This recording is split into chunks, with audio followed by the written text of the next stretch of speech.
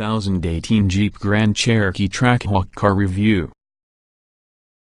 The good points of 2018 Jeep Grand Cherokee Trackhawk. The undisputed world champion of indiscriminate throttle application. The bad points of 2018 Jeep Grand Cherokee Trackhawk. We did drive the utmost Jeep on public roads, but this Grand Cherokee has track immediately in its name, and then we also hit Club Motorsports, and New Hampshire Club Circuit, so knew that crews were installing Armco the week before we appeared. It's a 2.5-mile Stairmaster that work well at far and down 250 feet of elevation change for a maximum 14% grade. Keeping his new Trackhawks from bending, that fresh Armco is a thing Husell cares deeply about. The topography, conversely, nobody's too concerned about that. Few things flatten hills that can match 707 horsepower. Insane as it can be, the Hellcat engine at the very least should be familiar, chances are. Down 251 cubic centimeters in comparison with Mopar's naturally aspirated SRT engine. It's a 6.2-liter V8 cap that has a 2.4-liter IHI supercharger that stuffs the Hellcat's 8 cylinders with 11.6 pounds per square inch of boost to come up with such jaw-dropping output.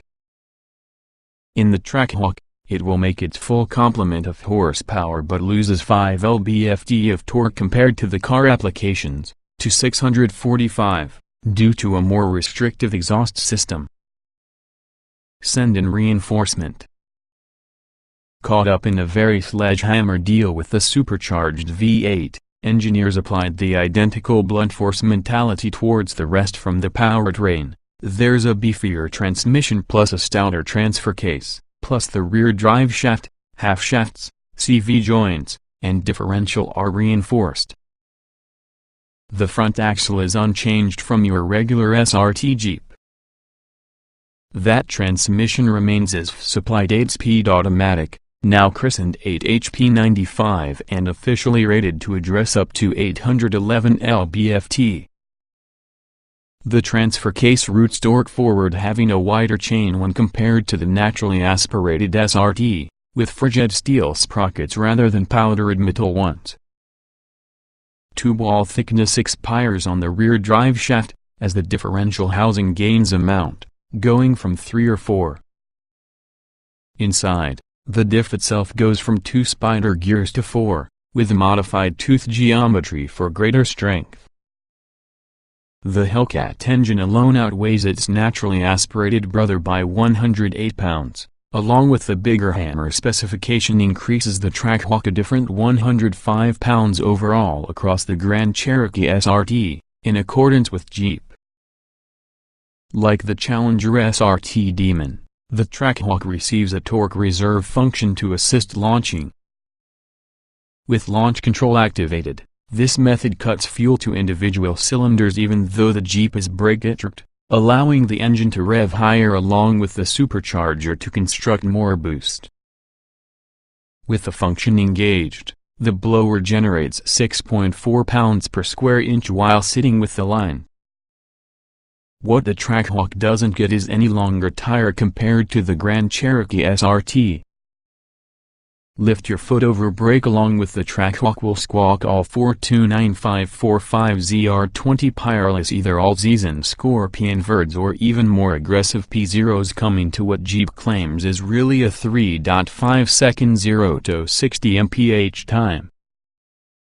The company says the Trackhawk will burn over the quarter-mile in 11.6 seconds, but given our recent inability to match SRT's performance claims, we suspect that figure might additionally be just over the budget. Give or take a number of tenths, though, Club Motorsports' 14% grade felt as flat as Google Maps' 2D view, by which, incidentally, the track still can be seen as dirt as of this writing. We stated it was new. Our one complaint regarding the engine is we want more blower whine if the accelerator is matted.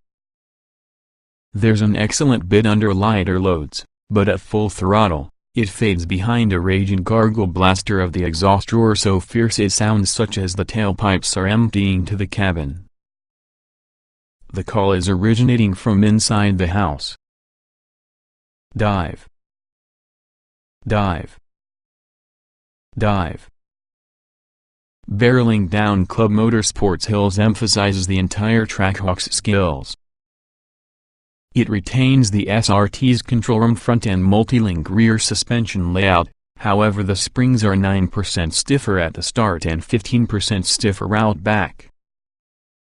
Not surprisingly for something so heavy along with so much rubber at each and every corner, it's quite stable, a desirable trait using a course with plenty of camber variances.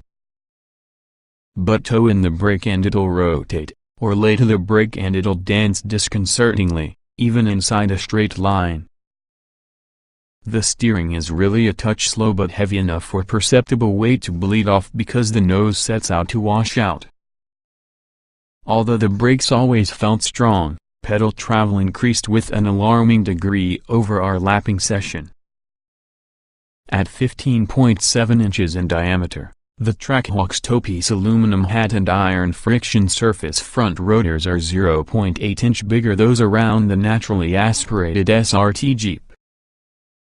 The 13.8 inch rears are the identical, as well as the 6-piston front and 4-piston rear calipers, however the Trackhawk's pinchers get yourself a coat of yellow paint.